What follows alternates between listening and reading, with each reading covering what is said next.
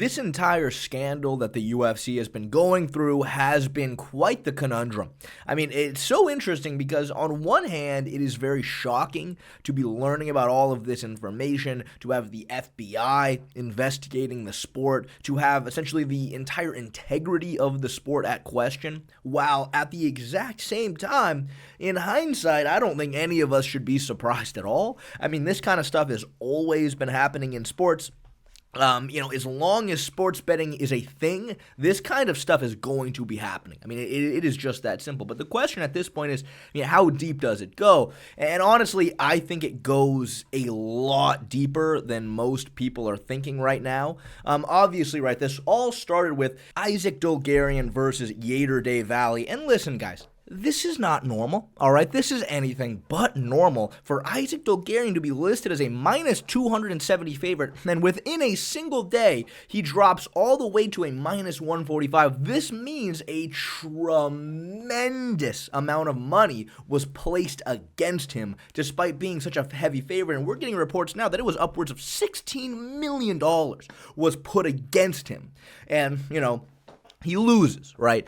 This was so suspicious that the FBI went to the UFC and told them about this and said something's not right here. The UFC didn't listen and allowed the fight to happen. And listen, when you actually look at the fight, it is shocking, to say the least. Isaac Dulgarian is a very good grappler, a very good wrestler. He immediately shoots the double leg right here, and I don't even want to say that he was deep on it. Like, that's not describing what he has there. He has it. He's there. His hands got completely locked. He pulled his legs to him. Like, this is practically a takedown. Yet somehow, despite having his hands locked, Yater gets back to standing upright and then sprawls.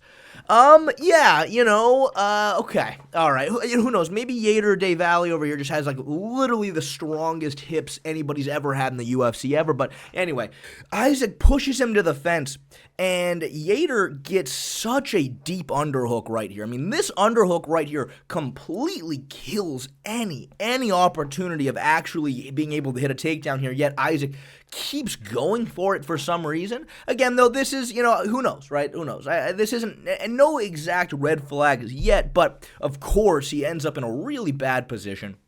He does not do anything to defend the back take. I mean, typically right from this front headlock position, you're going to extend your arm out to try to catch them before they circle to the back.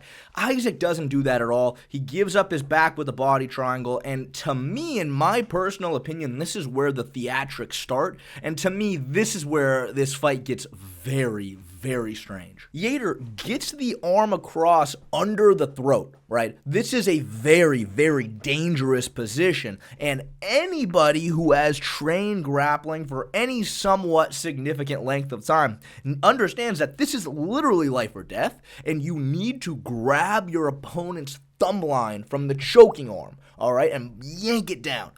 And look, he is doing that right here.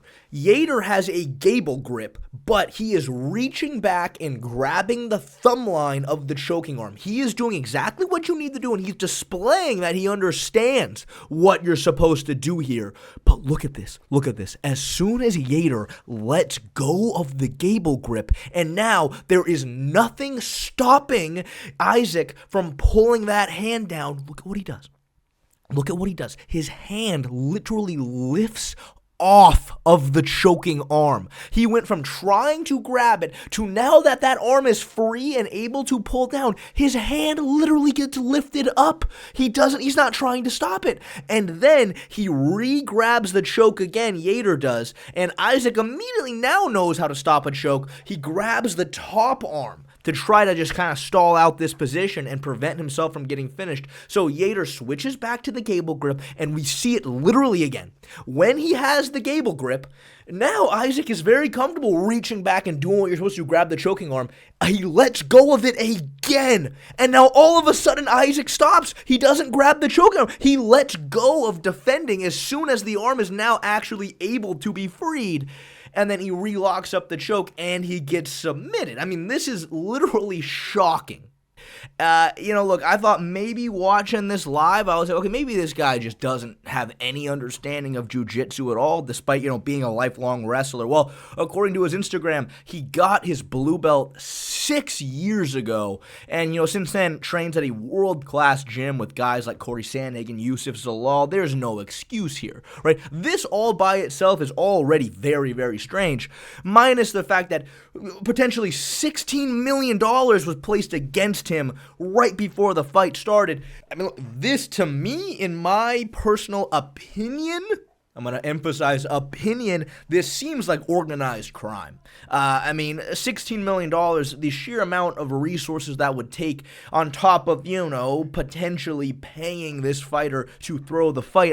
This is looking really, really serious. But now the FBI is investigating Jason Herzog, apparently, which that already, that, as soon as I heard that, a lot of PTSD flashbacks started coming into my mind, because, listen, Jason Herzog is a really good referee, but, you're looking at a sequence like this where poor Justin Gaethje right here, literally, you guys know, doesn't train jiu-jitsu. He doesn't understand jiu-jitsu. This is something that he doesn't do. He literally doesn't know what's happening here. He taps 7 times, right? Only being able to show screenshots obviously does not do this justice, but I promise, he is spam tapping. And Jason Herzog is looking right at him. Jason Herzog is a black belt in jiu-jitsu. Jason Herzog is supposed to protect Justin Gaethje here, but while Gaethje is tapping right in front of him, he then goes to check Gaethje's arm to see if he's awake or not after tapping 9 times before finally, separating them, and he's already asleep. This is just speculation, but was Herzog approached and told to do whatever he could to make sure this fight went over a certain amount of fight time? And that's him trying his best to make it happen? Look, I don't know. It's speculation, but obviously, right, what did Dan Miragliotta just do not that long ago? All right, Kyle Nelson is about to finish Matt Frevola. Matt Frevola is done. He's not defending himself, and Dan Miragliotta steps in and breaks up the fight with, 5 seconds left, because apparently he heard the bell that literally wasn't there. This bell echoes throughout the arena, yet he hallucinated it or something? I don't know. This is just speculation, but listen, if we know this kind of stuff is happening, if we know that people with a tremendous amount of resources are involved in this kind of stuff, was Dan Miragliotta doing what he could to make sure this fight went over a certain amount of rounds?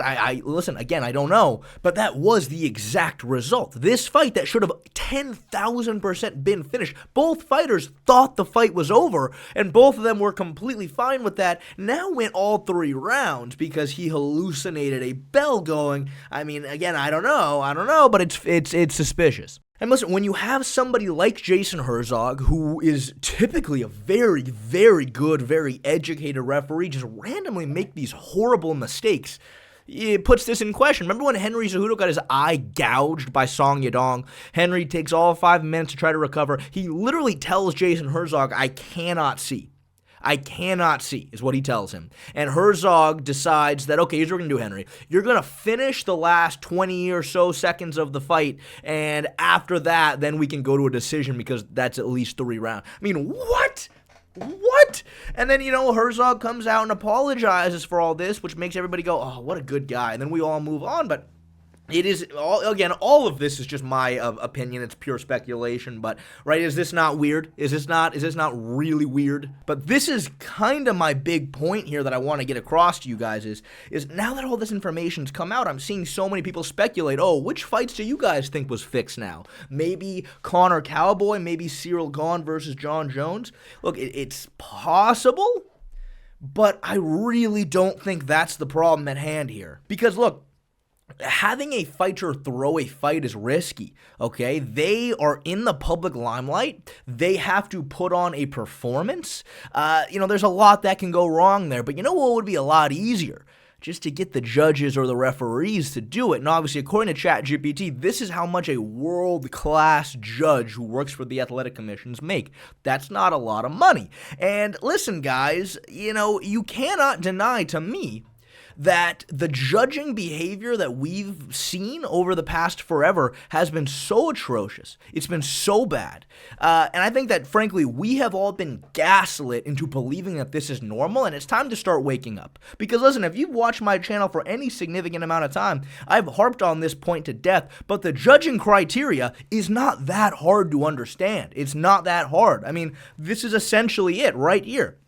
It defines what effective grappling and effective striking is. All right? I mean, it's all right here. This isn't rocket science. It's not in riddles. All right? This isn't written in Shakespearean English. Okay? It's right there. But yet, every single weekend there's a horrible, horrible, horrible judging call. And we now almost know for a fact, in my opinion, that there is organized crime involved in the UFC right now. This explains everything. Because, again, it's way easier to pay off a judge who makes peanuts to just, write a few numbers down on a piece of paper to make a fight a split decision so you can profit massively. That's all it takes. And, again, we have literally at this point been gaslit into there is some just absurd judging decision that literally doesn't make any sense, and we all go, oh man, these judges, these silly judges, when will they ever learn? But again, it's not that hard, okay? It's not rocket science. It is pretty easy to understand what the judging criteria is looking for, yet we've had so many fights that were like not even that were close fights that shouldn't have gone the way they did. No, I'm talking like Corey Sandhagen versus Chito Vera. That fight was a literal split decision, and nobody on God's green earth who has been trained off this criteria right here could ever give Chito Vera that fight.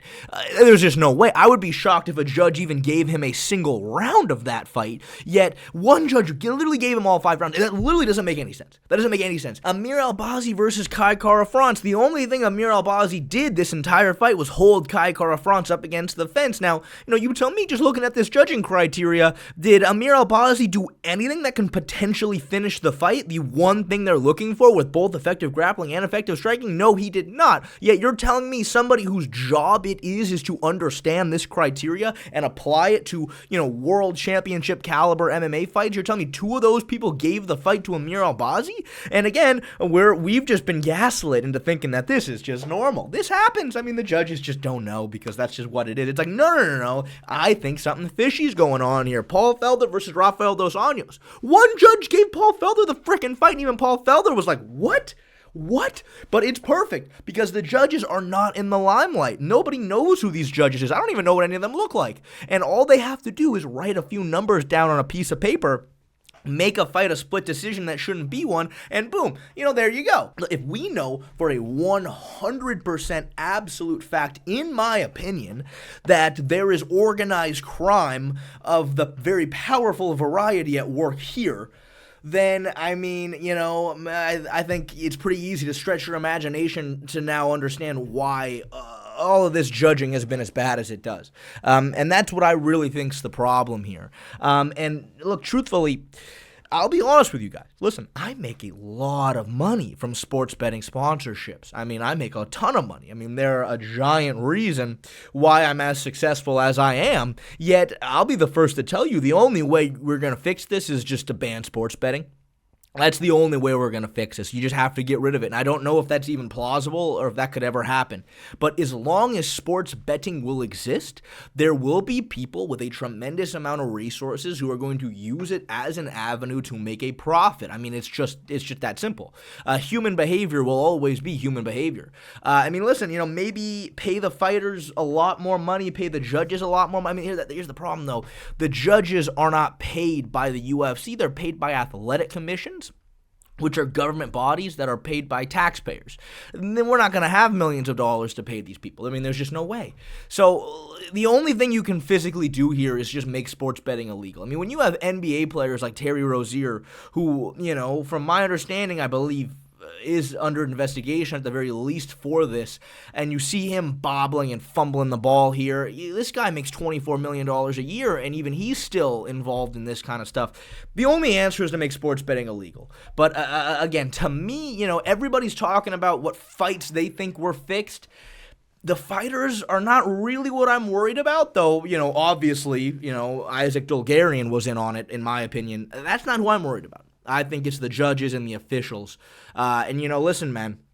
I don't want to put my tinfoil hat on quite yet, but, Dana White, apparently he was involved in some shady stuff way back in the day that he had to escape from. He's been involved in this stuff for a long time. His response to all this was very, very weird. Instead of actually being upset about it happening, he is upset at the fighters who are coming forward about it, in which all of those fighters are now, after coming out claiming that they have been approached with this kind of stuff, they now go, oh, I was just joking, everybody. I mean, I don't know what the fucking joke is, but things are not good. Things are not good here, obviously, and I'm scared. I'll be honest with you, I'm scared. But yeah, that's pretty much it.